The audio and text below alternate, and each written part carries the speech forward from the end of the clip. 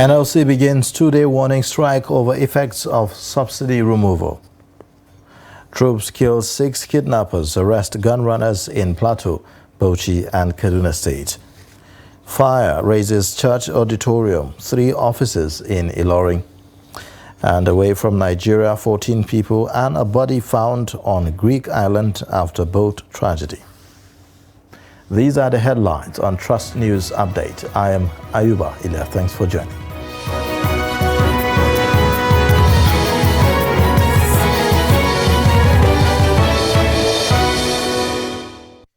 A two-day warning strike embarked upon by the Nigeria Labour Congress NLC against fuel subsidy removal has recorded partial compliance at the Federal Secretariat in Abuja.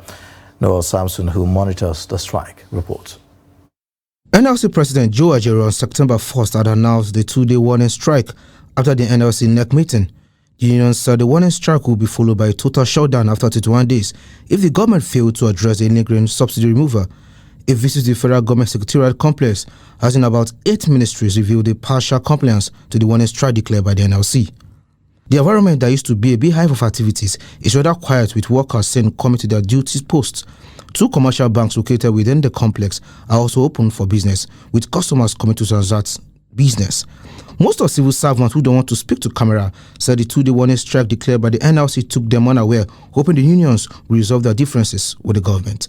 Noel Samson, Trust TV News, Abuja. In the same vein, aviation unions have opted out of the strike due to an ongoing Universal Safety Oversight Audit Program. The Air Transport Services Senior Staff Association of Nigeria, affiliated to Trade Union Congress, has also refused to join the strike. The Director General, Civil Aviation, Captain Musa Nuhu, has admonished all industry workers to stay off the two-day warning strike by the Nigerian Labour Congress to sustain the ongoing International Safety Oversight Audit in the country. Nuhu, in a memo to all aviation workers, directed them to report at their duty posts. He stated that the failure to comply with this directive will be taken as a sabotage of the International Civil Aviation Organization audit. Earlier, we had Daily Trust aviation reporter who gave an update on this. The situation at the airport is not different from the situation in the state, in Lagos generally, because the strike is not being observed by a lot of organizations and offices and so on. And talking specifically about the airport, the aviation unions have made it categorically clear that they are not going to be part of the strike. And the flight operations are ongoing. Normally, there is no issue at all. People are going about their normal businesses and so on. The union said specifically was that there is an ongoing audit of the industry that is going on by the International Civil Aviation Organization. They call it ICAO Safety Oversight Audit, which is ongoing at the moment. So they say because of that, they will not be part of the strike. No, I don't think there was an issue of trade, because we spoke with we have, first of all, we have various unions in the industry. We have the Air Transport Services Senior Staff Association of Nigeria, which is affiliated to TUC, the Trade Union Congress. And you know, the Trade Union Congress is not part of this strike. It is only being observed by the NLC. So AFCAN has come out with a statement yesterday that said, since the TUC, their affiliate, their sister organization, is actually not going on strike, they will not be part of that strike. And apart from the AFCAN, we also have the ANAP, Association of Nigeria Aviation Professionals. They also came up with a statement. We spoke with the General Secretary of the association, Comrade Seidu Abarasak, who confirmed that, yes, they are aware of the strike. They are sympathetic with the NLC. But because of the current situation in the industry, the industry is currently undergoing an audit by ICAO. This is something that is done on every 3 years. And once they miss it this year, it will take another year. It will downgrade the rating of the industry. So they said because of this ongoing audit, they will not be part of the strike. Troops of Operation Safe Haven have killed 6 kidnappers and arrested gun runners at different operations in Plateau and some parts of Bauchi and Kaduna State. The operation, which is saddled with the responsibility of maintaining peace in Plateau and some parts of Bauchi and southern Kaduna, also said that 54 suspected criminals were arrested in connection with various crimes. A statement by the media officer of the operation, Captain Oya James, said that troops also carried out a sting operation across Plateau and Kaduna states, during which 3 kidnappers were arrested. James added that a suspected bandit, Dauda Tahiru, was also arrested in connection with the last attack at Haipang village in Barkiladi local government area of Plateau State. Similarly, the troops had, following intelligence, tracked down and arrested a notorious gun runner, Da Nyam, and 1 other at Kwang Kafanchan communities of Jos South, Jama local government areas of Plateau and Kaduna State. During the operation, troops recovered 1 AK-47 rifle, 55 rounds of 7.62 mm special ammunition, 1 Daikon-graded AK-47 rifle, and 1 magazine. All arrested suspects are currently undergoing interrogation. Now, one road that is still dominated by acts of insecurity in Borno State is the road linking Maiduguri to Damboa. This has negatively affected socio-economic activities of most towns in southern Borno, as dozens of travelers have been abducted by terrorists on the road. In this special report, Trust TV's Adamu Ngulde takes a look at the road, its present status, and its impact on the socio-economic life of the people and communities around it. The report. Mala Amadou, a commercial driver flying Damboa Askira to Maiduguri, is one of the few persons who have survived the terrorist attacks along the Maiduguri Damboa road in Borno State, northeast Nigeria, for over 4 years, since the road was declared open after being closed for over 13 months. He transported passengers through that road. For all those years, he was lucky to not be a victim of any of the attacks that took place. We have already suffered enough. The conflict has already done enough damage to our wealth.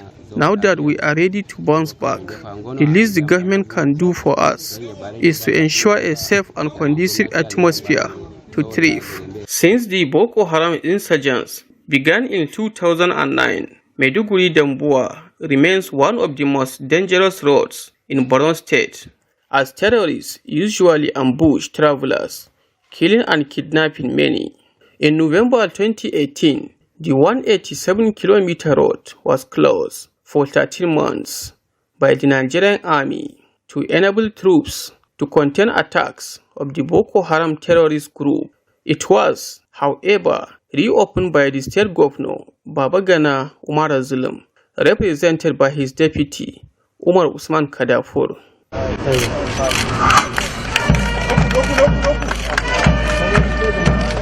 Damboa is popular for fruits and vegetables business. It is one of the biggest suppliers of fruits and vegetables for Borno. However, the lack of safe roads is killing businesses. A businessman who identified himself as Modu Kura expressed worry over the incessant attacks on the road by terrorists. We really appreciate to Borno State government for its efforts to reopening these roads.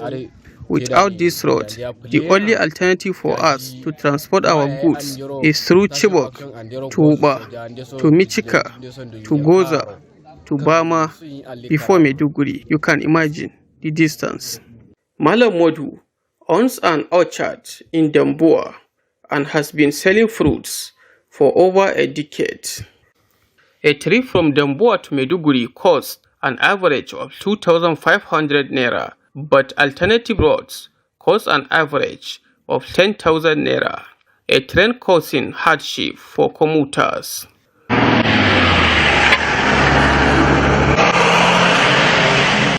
At the time of filing this report, over 20 trucks transporting goods to Maiduguri were stranded on the road as they awaited security operatives clearance. From Maiduguri, Adamu Ngulde, Trust TV News. A raging fire on Sunday evening burnt the auditorium and 3 offices of the Ward Assembly Church in Ilorin, the Kwara State capital. The fire, which reportedly started in the evening after the Sunday church service, consumed the main auditorium and 3 of the 6 offices at the headquarters of the church located along Ijase-Ipo Road, Ilorin. The fire caused severe damage to the church property because of late reporting of the incident to the State Fire Service and other security agencies in the state. The fire service put the total estimated property lost in the incident at 39.5 million naira, while the total estimated property saved was 74.3 million naira. Bauchi State Government says using polling units across the 21 local government areas to share subsidy palliatives is the best way to go. Secretary of the State Palliative Committee, Hajara Yakubu Wanka, announced this to journalists during a press briefing to herald the distribution exercise scheduled to start soon. Trust TV's Adamu Imam reports. The long-awaited distribution of palliatives to Bauchi State beneficiaries will soon commence as preparations are on top gear, according to the committee set up by the State Governor Bala Mohammed, which has already proposed modalities for distribution of 88,899 bags of rice. This is not partisan, it's not politics, and the governor has been insisting, it's so particular, because to some extent you cannot run away from the fact that if a state government is headed by a social party, that there might be some interest. But in Bauchi in particular, governor has been very, very specific. Responding to fears about politicizing the process, Hajar Wanka, who is also the current Commissioner for Humanitarian Affairs and Disaster Management, says this is the way to reach people irrespective of their party's affiliation. The distribution committee will be the most challenging committee that will go to the local government, that will go to the various local government and make sure that it has been distributed. She also debunked rumors that the government has assigned other people to start collecting names across the state as beneficiaries even before the exercise kick off. Adami Imam, Trust TV News, Bauchi. Yola residents have expressed divergent views over the sharing formula for the subsidy palliatives meant to support the poor and vulnerable in the society. The palliatives, which were initially meant to be sold at a subsidized rate, are now to be distributed free to beneficiaries. Salis Lawan spoke with some residents on what they make of the distribution method for the palliatives. According to the State Palliative Committee, Adamawa received 2 billion naira out of the 5 billion naira promised by the federal government as palliative and has since procured over 60,000 bags of 25 kg of rice to help cushion the effect of the economic hardship caused by the removal of fuel subsidy. In addition to this, the state also received about 5 trucks of maize for distribution. On Saturday, the Adamawa state government flagged off the free distribution of the grains, an action that is generating comments from the public, especially with the announcement of the distribution of rice free of charge. Wanda za mu faɗa muna roƙon Allah Ubangiji ya rarrashi zuciyansu su kuma duba girman Allah su yi adalci su isar da inda ya kamata isar ɗin. I believed that the action taken by the government is to give the people a sense of belonging. However, let there be justice in the course of distribution. Zai kai ka ga rahamar Ubangiji. Muna kira ga su ciyamomi na council na local government don Allah su yi consider na wannan tsarin da shi gwamnatin ta yi, a dinga kiran mutanen mu ana samu a cikin mutane ne, muna da membobi da yawa sosai a local government namu, muna da mutane wanda kuma mu ne ma ya kamata wannan tallafi ta same mu direct. Let them include us because we deserve to benefit from the palliative because of our condition, and sometimes they don't involve us during their meeting. With this development, the committee will have to go back to the drawing board and re-strategize on how to include others that were initially excluded.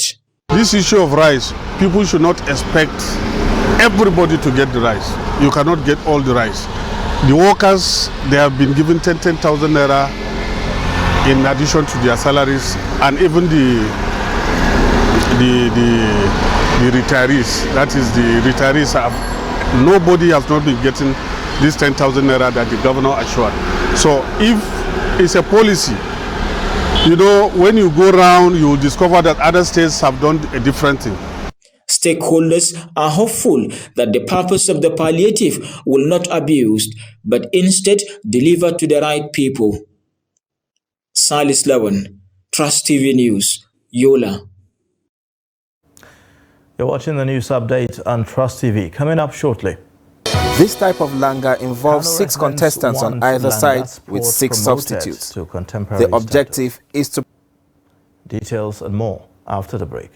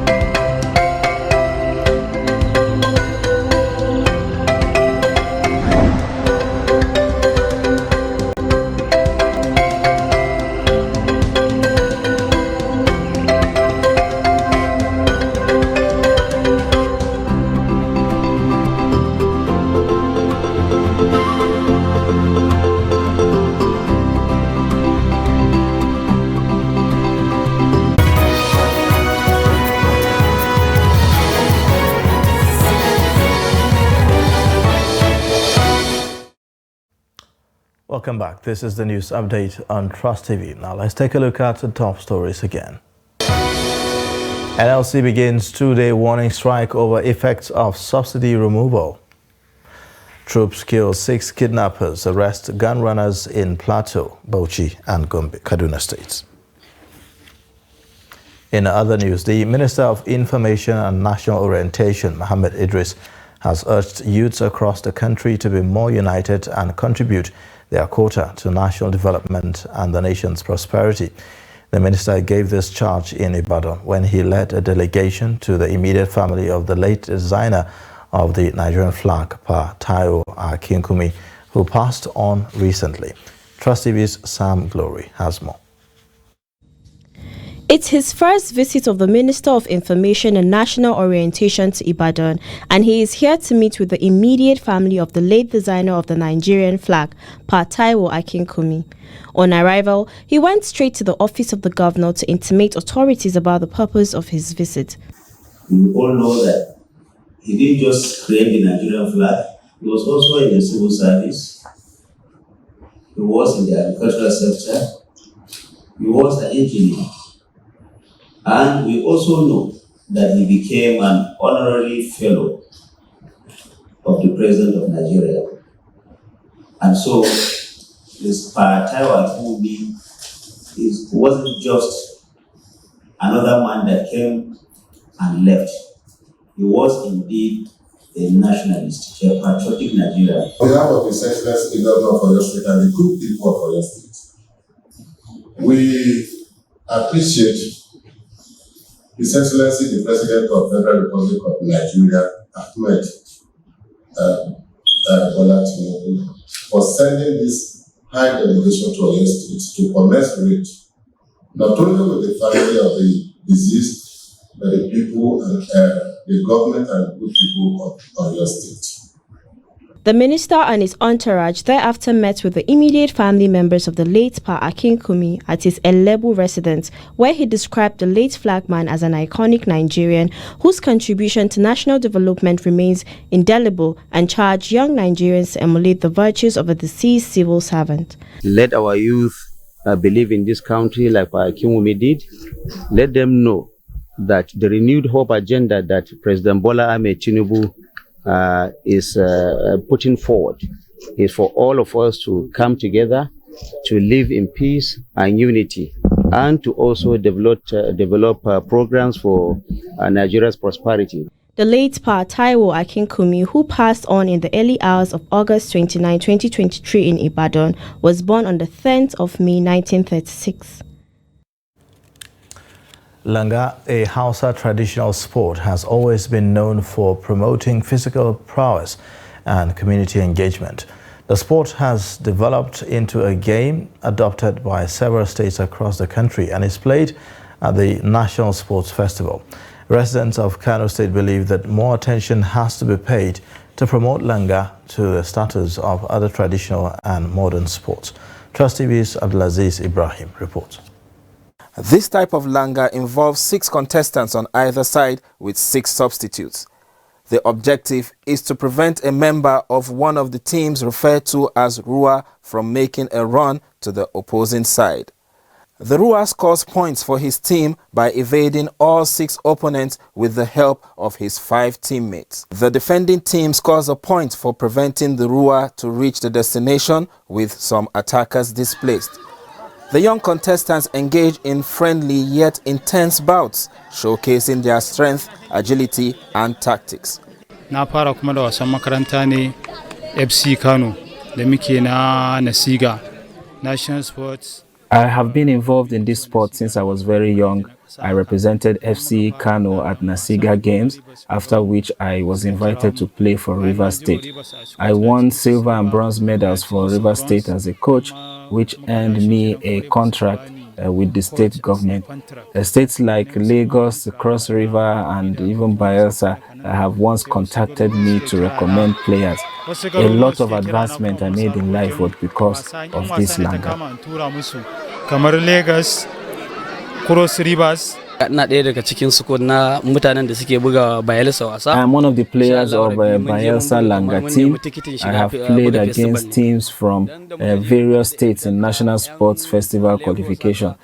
However, here in Kano, we only organize such games like this one just to celebrate. While Langa Hausa sport continues to captivate hearts, modern challenges have emerged. The rise of modern sports pose threats to the preservation of these traditions.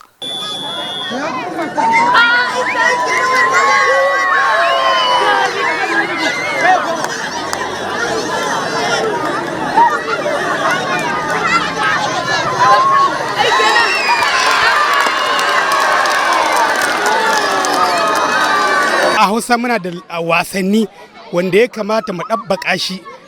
There are some Hausa traditional sports which we are supposed to preserve. Our hope is that this game of Langa can become as organized and known world over like football is well known.